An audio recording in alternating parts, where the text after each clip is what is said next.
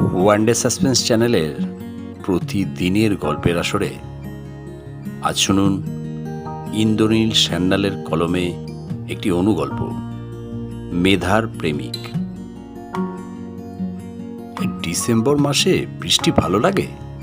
দূর! বিরক্ত হয়ে জানলা দিয়ে বাইরে তাকালো অমল। পিঞ্জি অ্যাকোমোডেশনের 3তলা জানলা দিয়ে পেঁচার মোড় পর্যন্ত দেখা যায়। রাত 1টার সময় বৃষ্টির জন্য অত দূর পর্যন্ত দেখা যাচ্ছে না, তবে কাছের একটা জিনিস দেখে অমল আঁতকে উঠল। গাঢ় রঙের জিন্স, হুডি আর স্নিকার পরা একটা লোক পিঞ্জির পাঁচিল টপকে কম্পাউন্ডের বাগানে লাফিয়ে নামল। মেধা, কে ঢুকলো? জানতে চাইল অমল। আজ রাতে গোটা বাড়িতে সে আর মেধা ছাড়া কেউ নেই। পিঞ্জির মালিক প্রশান্তবাবু শনিবার ভোরে বর্ধমানের বাড়ি চলে যান, ফেরেন সোমবার সকালে। প্রশান্ত থাকেন গোটা 1তলা নিয়ে, বাকি 2 তলা মিলে 4টে ফ্ল্যাট। এগুলোর মধ্যে 2তলার একটা ফ্ল্যাট এখন খালি, কোনো বোর্ডার নেই। অন্য ফ্ল্যাটে পটনার বিশাল থাকে। 3তলার 2য় ফ্ল্যাটে থাকে নৈহাটির জয়ন্ত। বিশাল আর জয়ন্ত সপ্তাহান্তে বাড়ি গেছে। খসখসে গলায় জবাব দিল মেধা। হতাশ অমল দেওয়ালে লাগানো মনিটরের দিকে তাকালো। এখানে নজরদারি ক্যামেরার লাইভ স্ট্রিমিং হয়ে চলেছে। প্রথম ক্যামেরা বা ক্যামওয়ানে দেখা যাচ্ছে লোকটা সিঁড়ির কোলাপসিবল গেটের তালা ভাঙছে। মেধা, লোকটাকে আর উঠতে দেওয়া যাবে না? 2তলার গেট বন্ধ আছে তো? বন্ধ আছে। গলা কাঁপলো মেধার। আসলে ঝড় বৃষ্টির জন্য কানেক্টিভিটির সমস্যা হচ্ছে। তোমার গলার আওয়াজ শুনে সেটা বোঝা যাচ্ছে। ক্যাম্পটুর ফিড রিফ্রেশ করো, ফ্ল্যাটের সব লাইট জ্বেলে দাও, ইকো পার্ক থানার ফোন নম্বর বলো, কুইক। মেধার গলা দিয়ে খড়খড় করে আওয়াজ বেরোলো। সে কিছু বলল না। এআই অ্যাসিস্টেড রোবটদের নিয়ে এই হলো সমস্যা। অমল কাজ ঝাঁকায়। অন্য সময় চুপ করে থাকতে বলি, মানে এই নয় যে ক্রাইসিসের সময় চুপ করে থাকবে। Say something.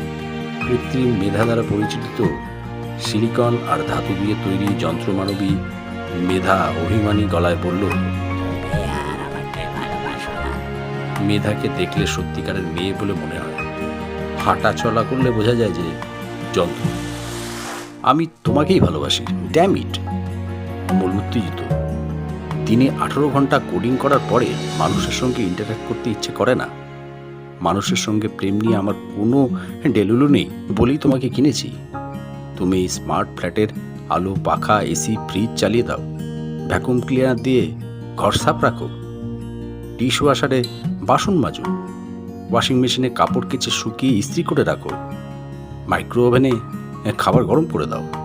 মন খারাপ হলে তোমার সঙ্গেই কথা বলি। তুমি আমার মুড বুঝে গান চালাও বা সিনেমা দেখাও। এটাই তো প্রেম, মেধা। আমি কি শুধু তোমার চাহিদা মেটাতে এখানে এসেছি? আমার কোনো চাহিদা নেই। মেধার কণ্ঠস্বরে এবং চোখে মুখে দুঃখের ছোঁয়া। ডোন্ট বি ন্যাকা। অমল বালিশ ছুঁড়েছে মেধাকে তাক করে। এই নিয়ে তুমি 3বার আমাকে আঘাত করলে। ঠান্ডা গলায় বলল মেধা। সরি। দ্রুত ক্ষমা চাইল অমল। তার চোখ ক্যাম্পটুর দিকে। 2তলার কলাপসিবল গেট ভেঙে 3তলা সিঁড়িতে পা রেখেছে লোকটা।